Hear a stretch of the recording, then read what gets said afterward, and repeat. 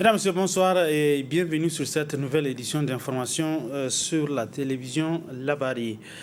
La population de Niamey s'est réveillée ce matin avec une mauvaise nouvelle. En effet, le prix du pain a connu une hausse, augmentation qui fait suite au communiqué du syndicat national des boulangers et pâtissiers du Niger et dont les consommateurs ignorent les raisons.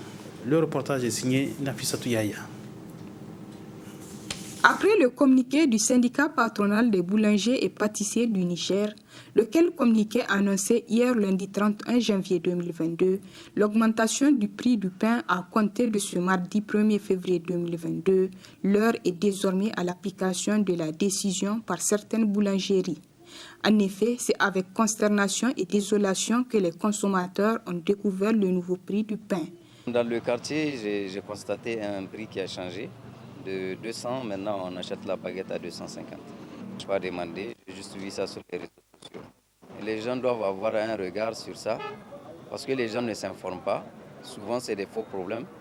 Ça n'a même pas impacté sur le pain et puis voilà, les gens augmentent et on ne fait pas de recherche.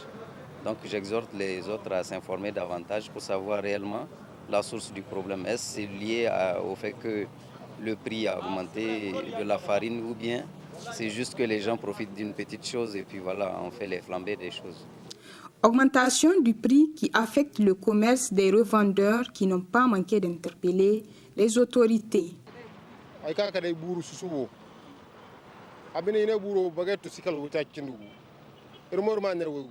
Je suis venu acheter du pain ce matin, mais grande fut ma surprise quand j'ai appris que ça a augmenté de prix. À cause de ça, nous avons des problèmes avec les clients. Nous voulons que l'État revoie cette situation.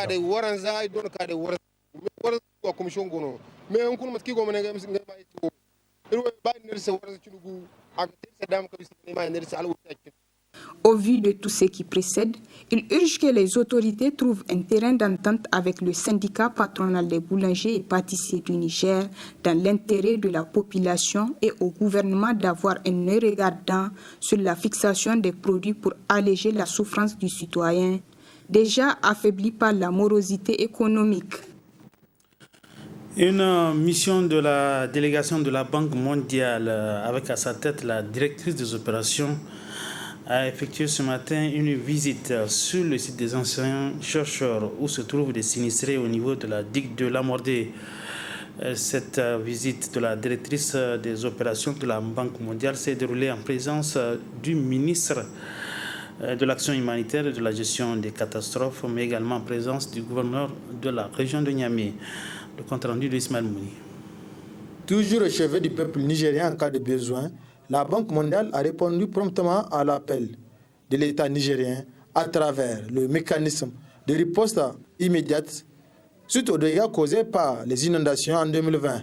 Cette institution financière internationale a apporté assistance aux sinistrés à travers diverses manières, d'où l'objet de cette visite terrain sur le site de relogement enseignants-chercheurs et la digue de Lamordé de la directrice des opérations. J'ai l'opportunité de visiter un projet soutenu par la Banque mondiale, aller à le site où les réallogés sont. C'est une opportunité de vérifier avec mes yeux les progrès faits par le projet et écouter les questions et les problèmes que les populations ont pour nous présenter à la banque et au gouvernement. C'est un projet que nous avons avec d'autres partenaires. Le gouvernement est un partenaire principal. Et comme ça, il faut continuer à travailler. Il y a beaucoup de défis. Il y a beaucoup d'autres projets qu'il faut continuer à travailler sur pour assurer que les conditions de vie de la population sont meilleures. Au cours de cette visite, la directrice s'est entretenue avec les sinistrés afin de s'inquiéter de leurs conditions de vie, mais aussi avec les proches riverains sur les enjeux autour des digues réhabilitées. À l'issue de cette visite, Clara Dessous adresse un bilan positif. Je suis vraiment satisfaite.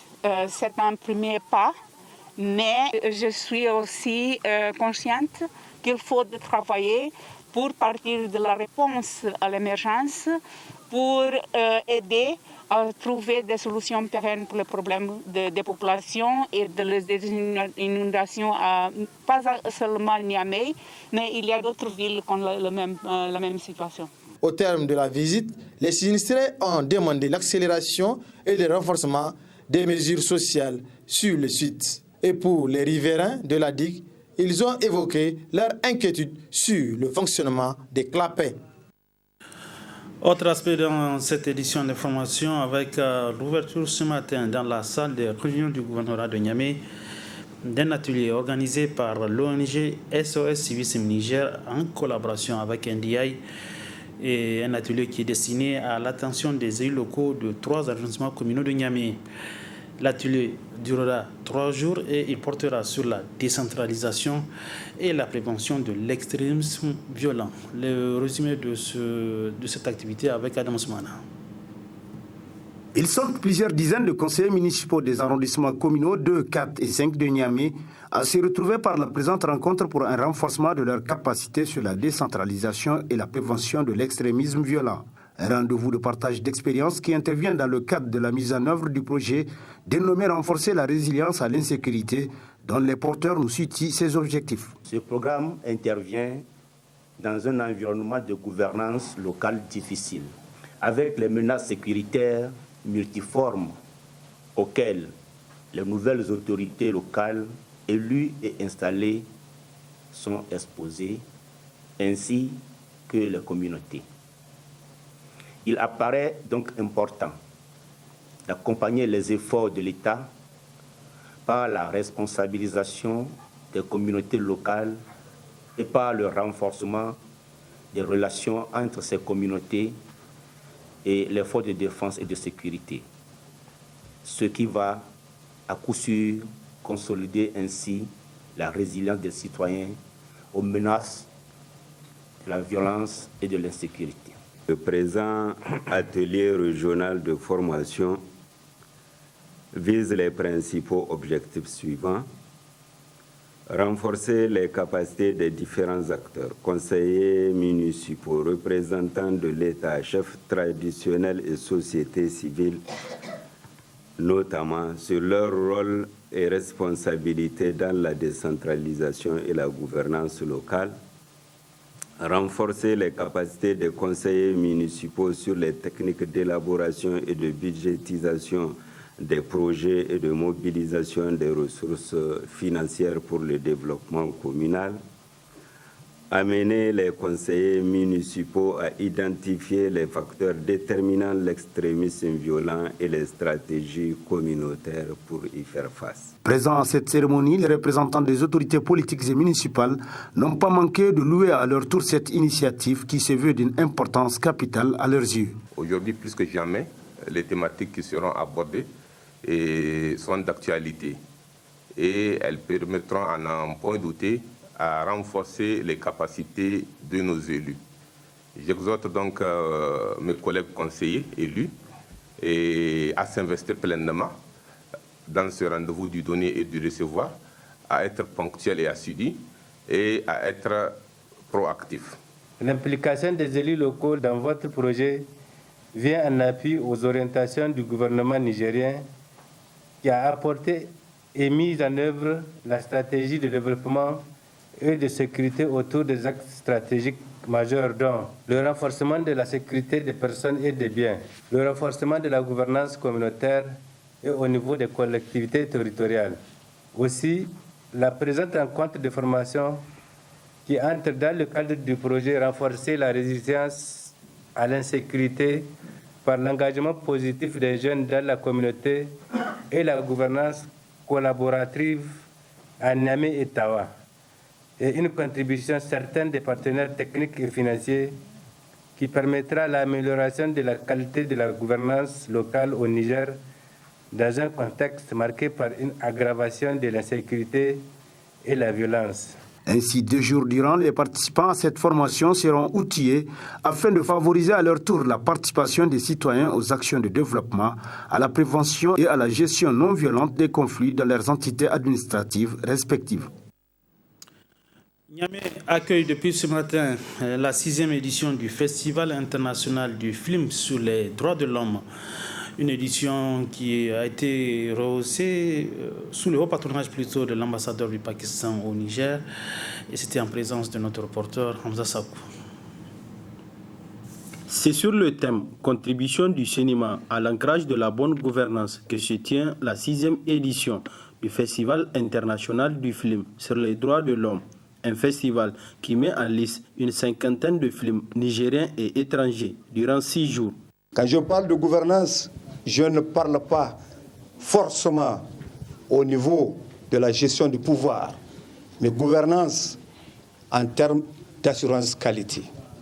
Gouvernance dans notre gestion d'entreprise. Gouvernance dans nos administrations et même dans nos familles. Sans une bonne gouvernance, une société est mal partie. Voilà pourquoi nous avons choisi ce thème aujourd'hui. Cette année, le FIFIDO a décidé de rentrer dans une nouvelle ère en innovant, notamment par la création d'abord d'une rue marchande que vous allez découvrir ici après, derrière plutôt, avec plus de 30 à 35 stands déjà érigés. Ça, c'est une première innovation. Seconde innovation est que nous avons décidé de faire hommage d'abord à nos illustres disparus et porter tous les prix à l'honneur de nos cinéastes nigériens.